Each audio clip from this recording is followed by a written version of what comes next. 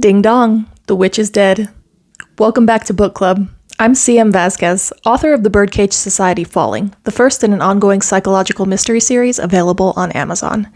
Today I'm going to be recapping and giving my impressions of the Epilogue of Darkly Dreaming Dexter by Jeff Lindsay, and giving a little bit of a review at the end.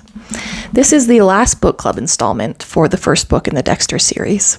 Let's get started. The epilogue starts off with Dexter describing a policewoman's funeral. He says he likes funerals because they're clean and neat, and that cops know how to throw one for their own because they get so much practice.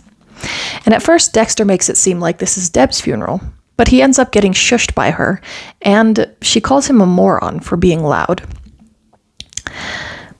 Which, by the way, this funeral is actually for LaGuerta.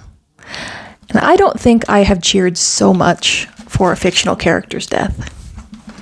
That's a lie, but I'm very happy about it. In other news, though, Deb finally got her promotion. She is now a sergeant for her efforts in identifying and nearly catching the killer. And Jeff Lindsay named the killer the Tom Miami Slasher, but I think I actually like what the showrunners did. What they called him in the show a lot better. And I hope this isn't too much of a spoiler for the show. He is referenced in the show as the ice truck killer, and I like that a lot more. Speaking of which, Brian wasn't caught and taken into custody, nor is he dead. Dexter says that he hopes Brian can stay free. So that does make me wonder, and find it likely, that Dexter had a hand in Brian's escape. And with Dexter's mention of the blood slide in his pocket that contained a drop of LaGuerta's blood, I think it's safe to assume that when Brian brought the knife down at the end of the last chapter, it was on LaGuerta, and he and Dexter finished her off together. The book ends with a glance at Sergeant Dokes, who has been eyeing Dexter throughout. Dexter knows that Dokes is now suspicious of him, now more than ever, and will be looking for anything to use against him. Dexter thinks he'll pay Dokes a visit, and all will be right again. Now for a bit of a review. I did enjoy this book, but there were certain things that I would have liked to see more of. Dexter's kills, for instance. I want to see them. I want full descriptions and details. Give me the experience from Dexter's perspective. I want to know what he feels when he's cutting into people. And I want to know what it feels like when Dexter's blade breaks skin.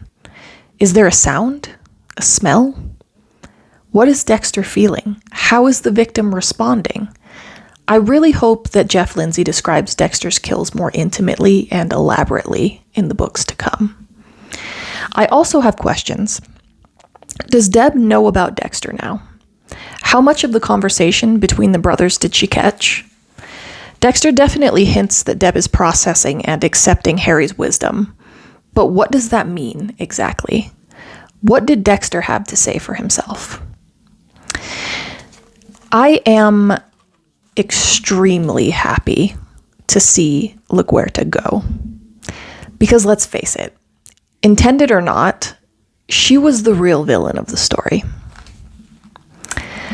I'll give this book 4 stars because I had a fun yet aggravating time, and it provoked the kind of emotional responses that I enjoy.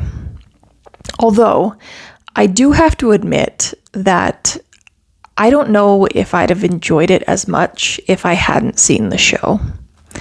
Simply put, there weren't enough kills in a book about a serial killer, at least on his part.